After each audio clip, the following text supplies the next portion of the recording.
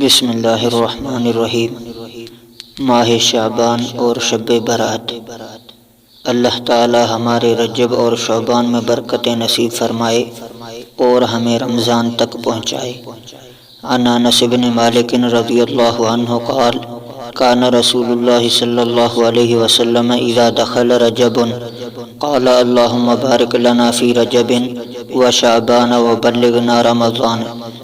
حضرت انس بن مالک رضی اللہ عنہ سے روایت ہے کہ جب رجب کا مہینہ آتا تو اللہ کے رسول صلی اللہ علیہ وسلم یوں دعا مانگا کرتے تھے، اے اللہ ہمارے لیے رجب اور شعبان میں برکتیں عطا فرما اور ہمیں ماہ رمضان تک پہنچا۔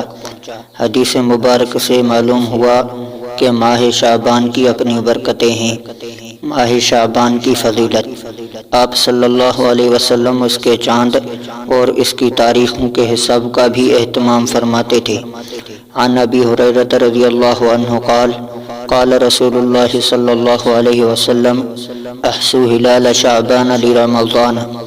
حضرت ابو ہریرہ رضی اللہ عنہ سے روایت ہے کہ اللہ کے رسول صلی اللہ علیہ وسلم نے فرمایا، شعبان کے چاند تاریخوں کو خوب اچھی طرح محفوظ رکھو تاکہ رمضان کی آمد کا حساب لگانا آسان ہو سکے۔ یعنی رمضان کے صحیح حساب کے لیے شعبان کا چاند اور اس کی تاریخوں کو خصوصیت سے یاد رکھا جائے۔ جب شعبان کی آخری تاریخ ہو تو رمضان کا چاند دیکھنے میں پوری کوشش کی جائے۔ رمضان کا مقصد۔ شعبان 8واں اسلامی مہینہ ہے جو رمضان المقدس سے پہلے آتا ہے۔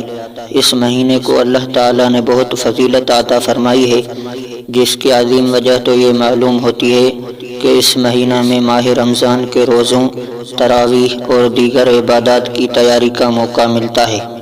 رمضان جو اپنی برکتوں، رحمتوں اور عنایات ربانی کا موسم بہار ہے، اس کی تیاری کا ماہ شعبان سے شروع ہونا اس کی عظمت کو چار چاند لگا دیتا ہے۔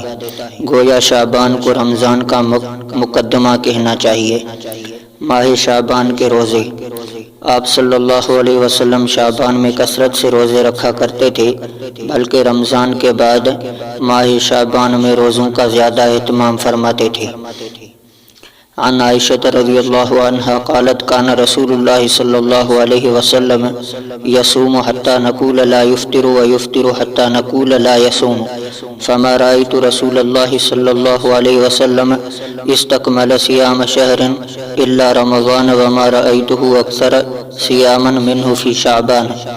حضرت عائشہ رضی اللہ عنہا سے مروی ہے کہ اللہ کے رسول صلی اللہ علیہ وسلم جب روزے رکھنا شروع فرماتے تو ہم سمجھتے کہ آپ صلی اللہ علیہ وسلم اب روزہ رکھنا ختم نہ کریں گے، اور جب کبھی آپ صلی اللہ علیہ وسلم روزہ نہ رکھنے پہ آتے تو ہم یہ سمجھتے کہ آپ صلی اللہ علیہ وسلم اب روزہ کبھی نہ رکھیں گے۔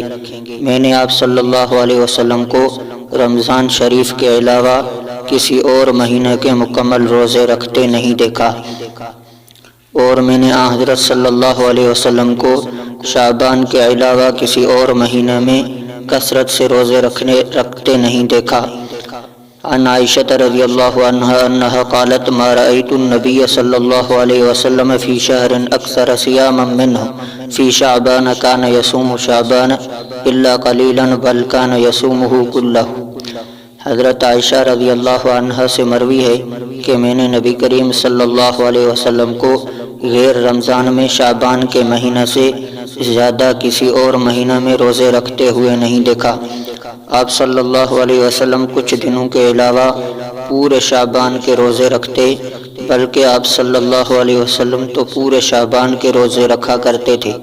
یہاں پورے شعبان کے روزے رکھنے سے مراد یہ ہے کہ آپ صلی اللہ علیہ وسلم اکثر شعبان کے روزے رکھا کرتے تھے، کیونکہ بعض مرتبہ اکثر پر کل کا اطلاق کر دیا جاتا ہے۔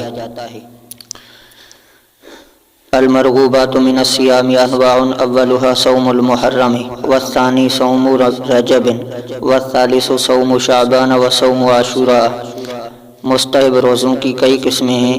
محرم کے روزے، رجب کے روزے، شعبان کے روزے اور عاشوراء کے 2 روزے۔ نصف شعبان کے بعد روزہ نہ رکھنے کی تحقیق۔ عن ابی ہریرہ رضی اللہ عنہ قال قال رسول اللہ صلی اللہ علیہ وسلم اذا بقی نصف من شعبان فلا تصوموا۔ رسول اللہ صلی اللہ علیہ وسلم نے فرمایا جب شعبان کا مہینہ آدھا رہ جائے تو روزہ نہ رکھا کرو۔ اس روایت کے پیش نظر فقہائے کرام نے 15 شعبان کے بعد روزہ رکھنا مکروہ قرار دیا ہے، البتہ چند صورتوں کو مستثنی فرمایا ہے کہ ان میں 15 شعبان کے بعد روزہ رکھنے میں کوئی حرج نہیں۔ وہ صورتیں یہ ہیں: نمبر 1، کسی کے ذمہ قضا روزے ہوں یا واجب یعنی کفارہ وغیرہ کے روزے ہوں اور وہ انہیں ان ایام میں رکھنا چاہتا ہو۔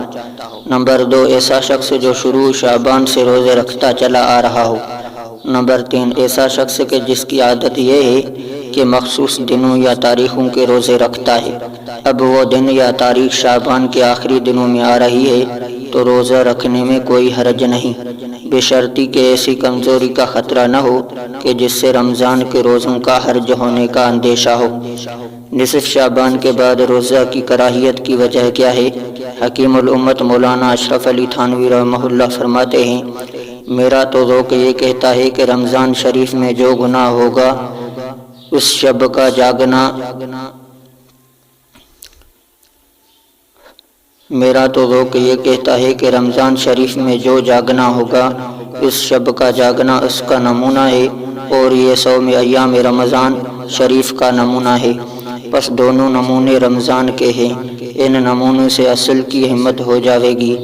پھر اس صوم کے بعد جو صوم سے منع فرمایا اس میں حقیقت میں رمضان کی تیاری کے لیے فرمایا ہے کہ جب شعبان آدھا ہو جائے تو روزہ مت رکھو، مطلب یہ ہے کہ سامان شروع کرو، رمضان کا یعنی کھاؤ پیو اور رمضان کے لیے تیار ہو جاؤ اور یہ امید رکھو کہ روزے آسان ہو جائیں گے۔